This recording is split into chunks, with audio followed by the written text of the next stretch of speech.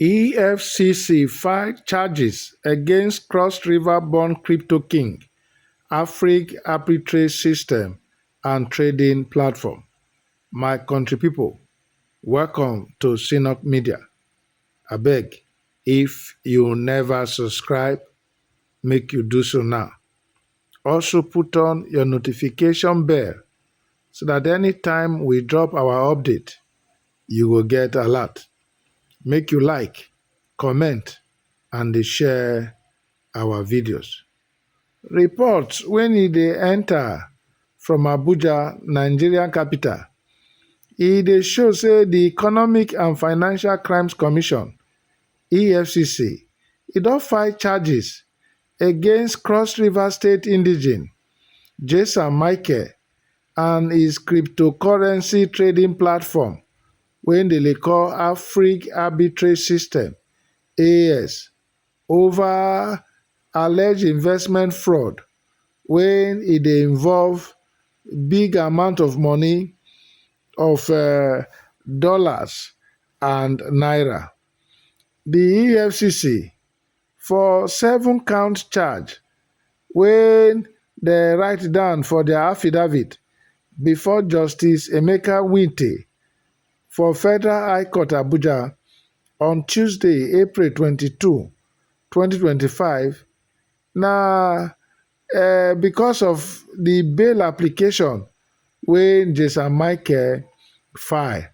EFCC dey say for their affidavit that Michael and a company AAS for 9 months from September 2022 and June 2023 for Abuja, they invite country people through their advertisement make they drop money with AAS Limited, and though they not get authority to take deposits, and that thing break the law of Nigeria section 44(1) for the Banks and Other Financial Institutions Act 2020 wey they call BOFIA. And this thing when they do so, that same act get punishment for am. Michael and the company they accuse them by EFCC say they engage for specialized business. They give financial services, they do investment management, and they not get the license to do so. According to the charge, make I read am for una, that you, Jesam Michael Ubi and Afriq Arbitrage System Limited, between October and December 2024 in Abuja, within the jurisdiction of this honorable court, converted the cumulative sum of 590 billion naira being part of the funds generated from the sale of properties recovered from Oluwasesan Abayomi, namely Ologolo Street off Lekki-Epe Expressway and number 1 Nnamdi Azikiwe Road, Lakowe Golf Estate, Lekki, Lagos, knowing that the funds constituted proceeds of unlawful activity. You thereby committed an offence contrary to Section 18(2)(b) of the Money Laundering Prevention and Prohibition Act.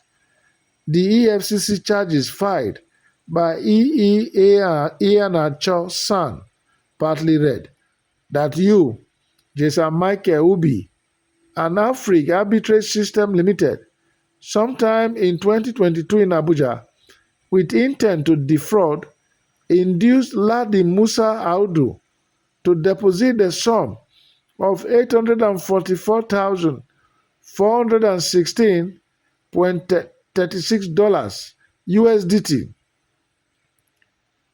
into the Afriq Arbitrage System investment scheme under the false representation that the investment was safe and refundable upon request. You knew this representation to be false, thereby committing an offence contrary to Section 1(2) of the Advance Fee Fraud and Other Related Offences Act No. 14 of 2006, and punishable under Section 13 of the same Act.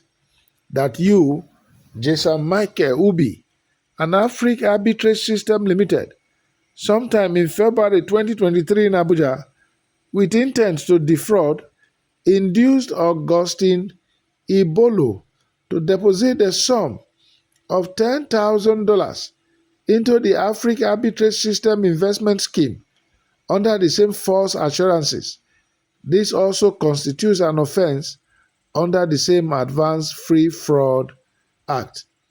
The EFCC document wey dem cite show say the EFCC go call witnesses from financial institutions like the CBN, Central Bank of Nigeria, as well as the Securities and Exchange Commission, make dem come testify that Jesam Michael and im outfit dem no dey authorized to conduct that kind of banking business or to solicit public investment without approval. For court before Justice Emeka Nwite on Tuesday, when he be vacation judge, Emmanuel Agabi, he announced himself say na him go represent Jesam Michael and the company. He say he don file motion for bail, but the EFCC lawyer Mary Babatunde, she tok say dem don submit affidavit to show why dem no go grant Jesam bail, because the former judge wey dey assign the case to Justice Obiora Egwatu, he grant that approval. She say for the time when Jesam Michael lawyers file for bail, he say no formal charge don come against am.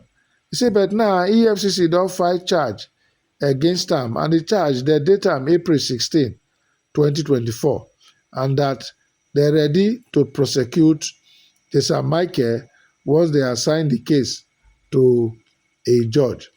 For the affidavit to show why dem no go grant am bail, EFCC say Jesam Michael dey arrest am when he dey try to run comot for the country, and that if dem grant am bail, he go run, he no go come face trial because of the matter wey e dey ground, e heavy well well. The EFCC come say no amount of sureties go fit make sure say the man come court o. He say the temptation to jump bail e dey very high. He say especially now when EFCC don file their case against the man. He say and also EFCC don receive additional petition from different other people wey Jesam Michael e don scam. Jesam Michael lawyer Agabi, he say the court no go fit start with the trial now. He say because im client e don already dey custody for 90 days, both with the police and the EFCC. But the judge come talk say well, dem just assign the matter to am for the purpose of hearing and for bail application.